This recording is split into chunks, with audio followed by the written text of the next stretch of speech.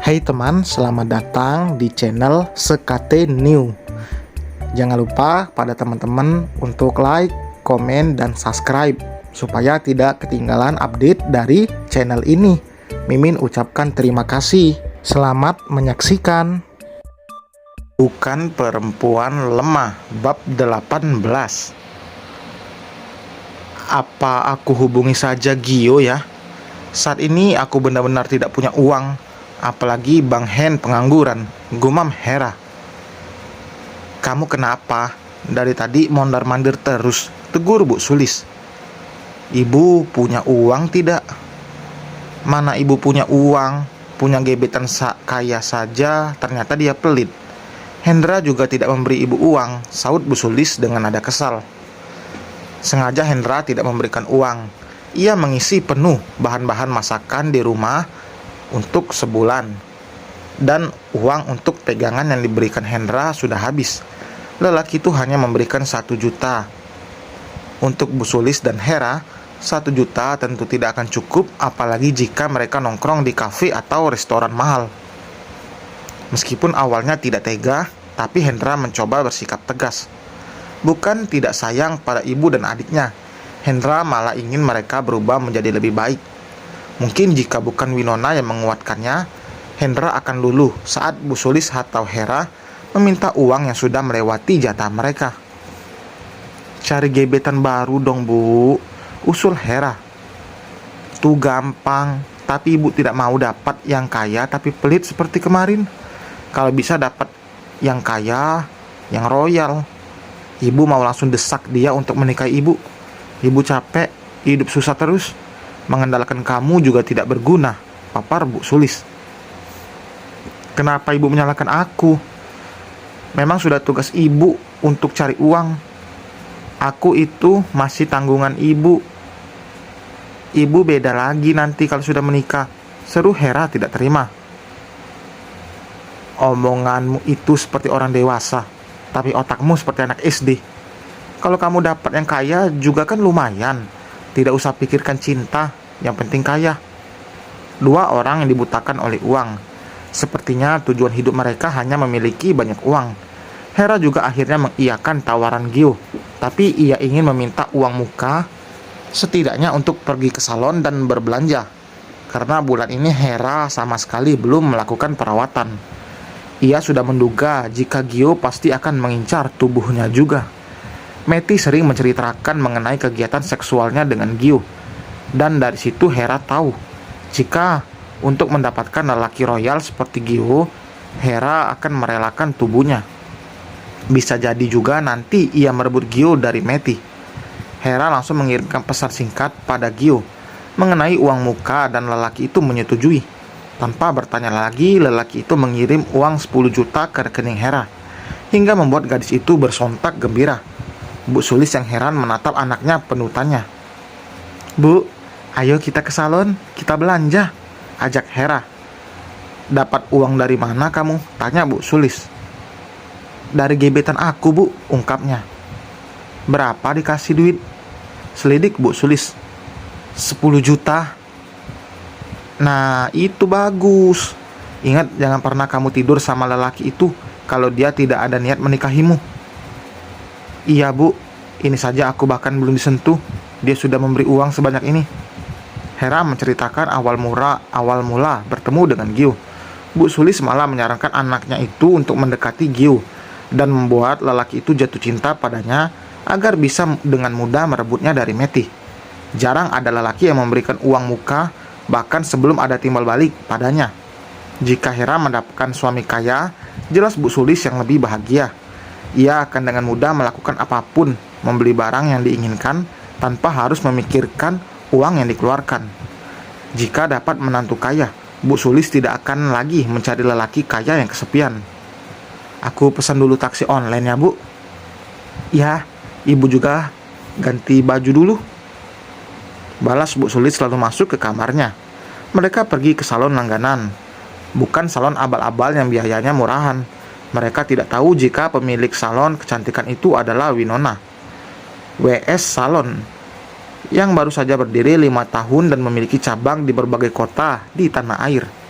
Dengan gaya angkuhnya, mereka masuk ke dalam, seolah-olah mereka adalah tamu kehormatan. Mereka akan melakukan perawatan dari ujung sampai ujung. Hera merasa kesal saat melakukan manicure, karena ia tidak bisa menggunakan ponsel saat di sana. Ia mengalihkan pandangannya keluar jendela. Kebetulan mereka memilih tempat yang dekat dengan jendela. Mata Hera menyipit saat melihat seorang wanita parubaya keluar dari Rolls Royce Cullinan, mobil harga miliaran yang anti peluru dan granat. Sosok wanita itu membuat Hera ingin berjalan mendekat dan memastikan, tapi mendengar teguran dari petugas salon membuatnya urung. "Bu, coba lihat keluar, kok mirip Bu Rizka ya?" ucap Hera pada ibunya. "Mana?" Bu Sulis ikut arah pandang anaknya, lihat sosok wanita yang dikawal 5 bodyguard itu masuk ke dalam salon, membuat Bu Sulis dan Hera memutar tubuhnya agar bisa menatap dan memperhatikannya terus. "Apa iya itu Bu Rizka?" Hera bergumam. "Ah, mana mungkin. Mana punya mereka mobil mewah, apalagi dikawal bodyguard kayak gitu. Banyak orang yang mirip di dunia ini, Ra." Bu Sulis kembali dengan posisi sebelumnya. "Mbak, ibu tadi langganan di sini?" Hera masih penasaran.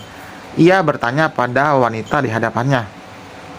"Beliau ibu dari pemilik salon ini," jelas wanita itu. "Pantas saja gayanya keren. Aku juga mau seperti itu nanti setelah jadi istri orang kaya," gumam Hera. "Itu memang Bu Rizka. Meskipun di rumah ia begitu sederhana, tapi Bu Rizka juga tetap rutin melakukan perawatan tubuh. Itulah kenapa di usianya yang sudah tidak muda lagi, kulitnya begitu kencang dan bercahaya. Karena Pak Priawan sedang tidak di rumah, jadi Bu Rizka memutuskan untuk pergi ke salon. Ia kesepian, apalagi tadi Winona dan Hendra sudah berangkat." "Bu, nanti kita ke tempat Bang Hen ya," ucap Hera. "Untuk apa? Kita kan harus menghasut Bang Hen agar mau kembali kepada Mbak Diana. Kalau kita tidak menuruti keinginannya, nanti rahasia kita akan terbongkar. Lebih parahnya kita masuk penjara," jelas Hera.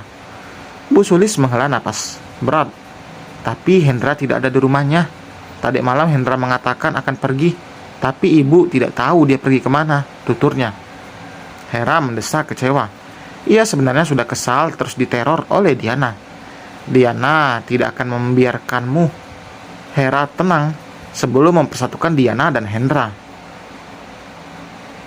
Selesai dari salon, mereka mencari restoran terdekat untuk mengisi perut yang sudah keroncongan. Seperti yang tadi dikatakan di salon. Hera mengabadikan momen itu untuk dibagikan di jejaring sosial media miliknya. "Loh, ini Bang Hen mau kemana? Skotlandia?" pekik Hera saat melihat postingan Hendra yang lewat di berandanya. Foto yang berada di dalam pesawat mewah milik Bu Rizka. "Mana lihat?" Bu Sulis merebut ponsel Hera. "Ini bukan pesawat biasa loh, Bu. Aku sering lihat artis-artis pakai pesawat pribadi seperti ini," tutur Hera. "Iya, ibu juga tidak sebodoh itu. Mereka pergi liburan tapi tidak ngajak kita. Anak sama menantu. Kurang ajar. Mereka juga dari mana punya uang buat pergi liburan?" Bu Sulis geram sekaligus bertanya-tanya dengan apa yang dilihatnya. Ia mencoba menghubungi Hendra, tapi tidak bisa. Bu Sulis sudah jelas ingin diajak jika jalan-jalan apalagi keluar negeri. Sekarang ia tidak peduli dari mana Hendra mendapat uang itu.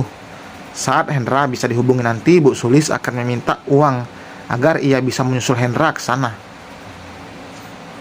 Setelah perjalanan panjang, lebih dari 27 jam, mereka beristirahat.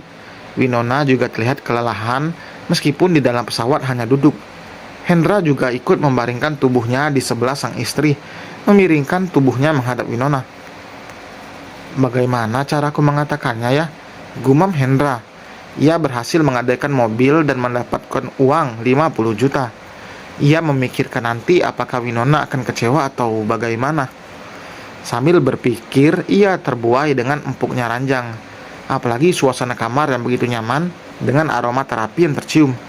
Mereka menginap di hotel yang paling dekat dari bandara. karena Winona ingin segera merebahkan tubuhnya dengan nyaman. Jam 11 siang, Winona terbangun. Ia langsung mandi agar lebih segar. Ia merasa tidurnya cukup dan ingin segera menjelajahi Skotlandia yang sudah lama tidak dikunjunginya lagi. Terakhir ia mengunjungi negara indah itu saat berlibur sama orang tuanya 5 tahun lalu. "Mas, bangun. Yuk kita jalan-jalan," ajak Winona. Hendra mengerjapkan matanya pelan. "Jam berapa ini?" "Jam 11 lebih," jawabnya. "Mau jalan-jalan sekarang?" tanya Hendra. Winona mengangguk antusias. "Jalan-jalan dekat sini saja dulu sambil cari makan. Aku lapar," tuturnya. Hendra mengangguk lalu berjalan ke kamar mandi. Mereka memilih restoran yang bisa ditempuh hanya dengan berjalan kaki. Para bodyguard masih setia mengikuti dari belakang. Winona memilih duduk di dekat jendela. "I want to have 2 starfish and I love to manage juice." "Saya mau pesan 1 nasi goreng seafood dan 1 jus mangga." Winona memesan masakan yang akan cocok di lidah orang Indonesia. Starfish, makanan dari kentang yang dicampur dengan berbagai sayuran dan juga daging. "Bahagia sekali istriku ini," tutur Hendra. "Tentu saja. Sudah lama aku ingin berlibur bersama Mas," balas Winona. "Winona, long time no see." Winona lama tidak bertemu. Seorang lelaki bertubuh tinggi dengan wajah rupawan dan mata biru itu menyapa Winona, membuat wanita itu langsung berdiri. "Javier, that's you." "Javier, ini kamu?" "Yeah, it's me baby." "Ya, ini aku sayang." Javier langsung memeluk Winona, membuat Hera kini berdiri mematung melihat lelaki lain memeluk istrinya. Dan selesai teman, terima kasih telah mendengarkan. Mohon maaf ya baru update, soalnya pekerjaan Mimin lagi berat, lagi padat banget nih. Hari ini aja hampir nggak bisa upload, tapi Mimin usahakan. Terima kasih telah mendengarkan. Happy weekend. Selamat berlibur ya. Jangan lupa like, komen, dan subscribe. Sampai berjumpa di bab berikutnya. Bye.